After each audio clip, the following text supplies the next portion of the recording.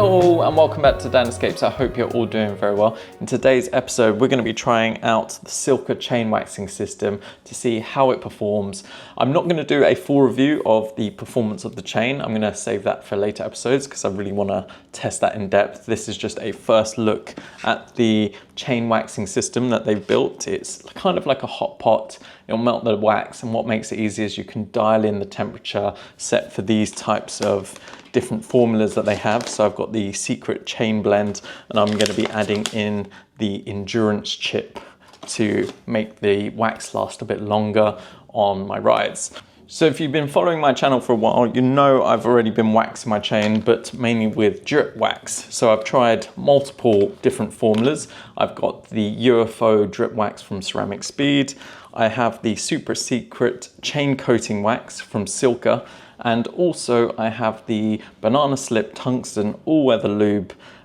True Tension made this one, and this has been my favorite so far. One, it's easy to apply, so that's a big thing. It takes about 5 minutes to set, whereas these other ones you have to leave over for 24 hours, which isn't ideal, especially if you want to go straight out and ride. But if you want to keep your chain looking clean, pristine, and last a lot longer, and also make your drivetrain components last a lot longer, then waxing is definitely a best option.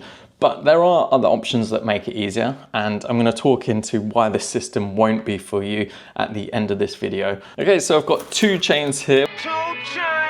One's fresh from a packet and one's off of my road bike, the Amonda, and I use the chain stripper from Silca.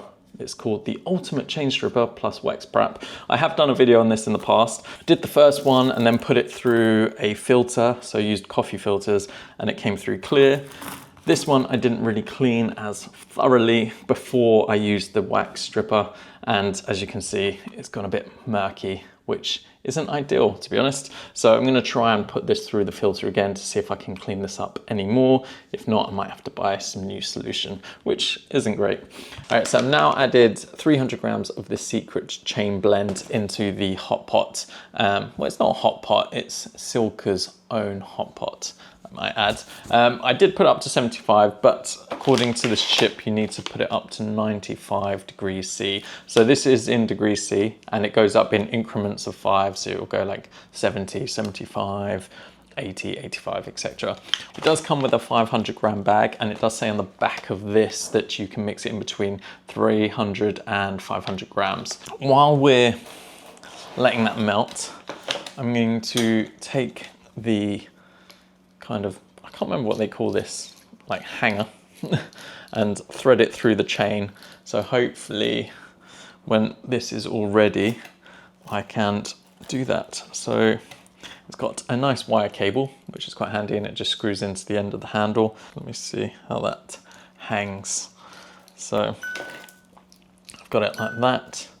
So hopefully when it's in the pot, it won't fully touch the wax. I wanted to talk a little bit about this endurance chip because you can use it with just the pellets that you get in this secret chain blend. But for my personal use, I want the wax chain to last as long as possible. So this will give you up to 600 to 800 kilometers of riding. So what I'm going to do is tear this open and start mixing it in with this blend here.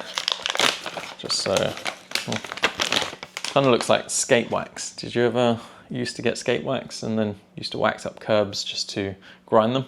I've increased the temperature so it melts a lot quicker. So I've gone up to 120. So as you can see, the Silca temperature is climbing up slowly, and you can see it's starting to melt a lot faster. So ideally I should have probably done that from the start at higher temperature and then get it down to temperature before I start adding the chain. All right, let's dunk this chain in and see what happens. So now that's fully immersed inside. Just gonna agitate it a little bit. Now I'm gonna count to 5 minutes. 5 minutes later. What I'm gonna do is now turn this down to 75 and let it kind of get down to a nice temperature, and then once we've hit the 75 mark, then I'll pull it and let it dry for about 10 to 15 minutes. Now I've let it sit in there for a little bit at 75. I'm gonna pull the chain and hopefully it won't be too bad. And then just put it on top of the hanger like that, and it will drip dry, and hopefully everything will be nicely coated. So the good thing with submergent waxing is it gets all inside the rollers. That's where you want the lubricant to be. So if you are lubing your chain with normal lubricant, so a oil-based one, you just want to get it inside the chain rollers, not on the outside or anything like that, because that attracts a lot of dirt. You just want it inside there.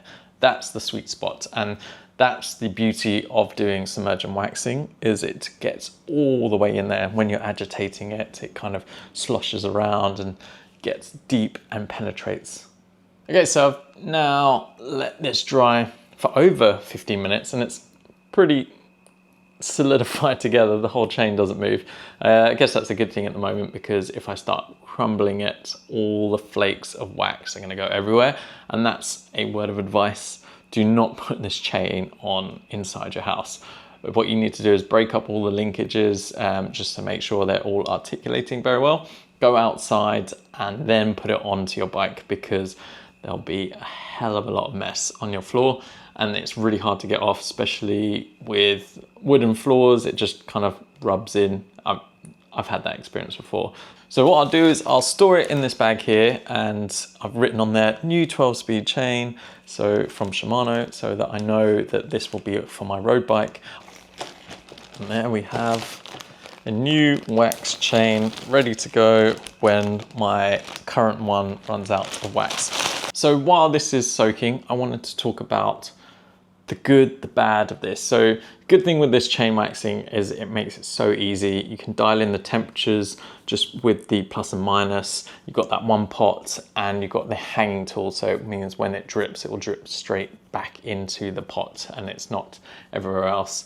Now the bad thing, this whole process takes a lot of your valuable time, and it's just whether you want to or not. And you have to weigh that up. If you think it's gonna help your performance, improve the life of your components, and also if you're willing to put in this effort, you know, you have to weigh up if it's for you. For me, I really enjoy this process. I find it quite therapeutic, just sitting down, just cleaning the chain, making sure it's sparkling and immaculate, and then putting it in this and then letting it sit there. For me, it's therapeutic in a way.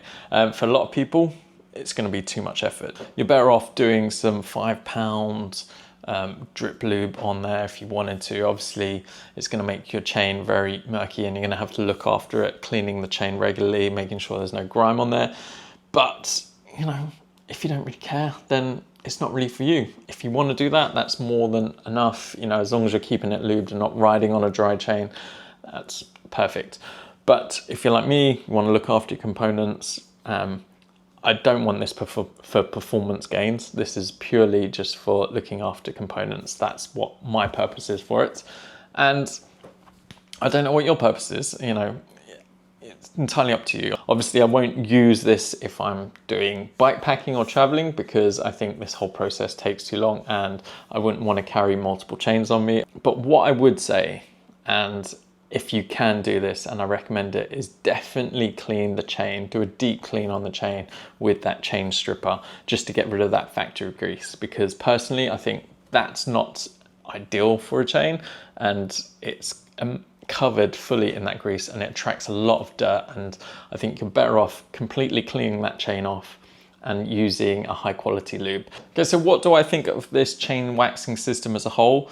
Personally, it's made it a lot easier. So if you were a bit worried about getting like a crock pot or a hot pot, then this one is definitely worth it. It's simple, it's easy to use. Equally, people can get away with doing that, and people have done it for a long time. They've used those crock pots. But if you haven't got it and are invested in that system, which I didn't, I was using drip wax and I was a bit hesitant to use submergent waxing. So getting this Silca kit has made it so easy, especially with the handle to take the chain in and out. So I'm gonna just remove the chain now because it's at 75 and just hang it up on here. So like I said, look, it's easy, done. So the only thing is it can be quite expensive. You know, initial setup is like £90 for the pot itself. Then you got to buy the wax, and then you got to buy the endurance chip if you really want that, or a speed chip, or you can get the strip chip so you don't have to do the whole stripping process. But in my mind, if you're really focused on doing immersion waxing, I don't know what it is. Let me just check. What is it? Immersion or submersion waxing? It's called immersive waxing. If you are focused on doing immersive waxing like I am right now, then it is worth the setup because it can do multiple chains with the wax here. As I can see, I haven't used too much of it, and I could probably get away with doing 5, maybe closer to 10 chains in here. So I've done 2 already, and I can either re-wax these again or get multiple chains and buy new ones and put them in here. So I'm looking at doing this to my gravel bike. Not sure about my mountain bike. I think with that, I might stick with just the drip wax. Like I said at the beginning of the video, I'm not gonna do a test of the chain and how it performs. I'm gonna wait and do a long-term test of that just to see how long this lasts, because it's saying with this endurance chip it can do up to 600 to 800 kilometers. So I really want to test and see how that performs and when do I need to re-wax my chain, especially as we're in winter now. It's very wet, and does that affect the way this performs as well? Does it come off quicker? But let me know in the comments below what you think of immersive waxing. It's something that you do. Do you think it's a waste of time? Do you hate it? Or do you prefer just normal lube and you've been fine with that? Let me know. It'd be interesting to have a little discussion below. But that's it for today's episode. If you enjoyed it, please give it a thumbs up and subscribe to my channel, as it helps a lot and I appreciate it so much, especially if you want to see future videos of how this chain performs. But that's it. I hope you're staying safe, staying positive, having fun, and I shall see you in the next one.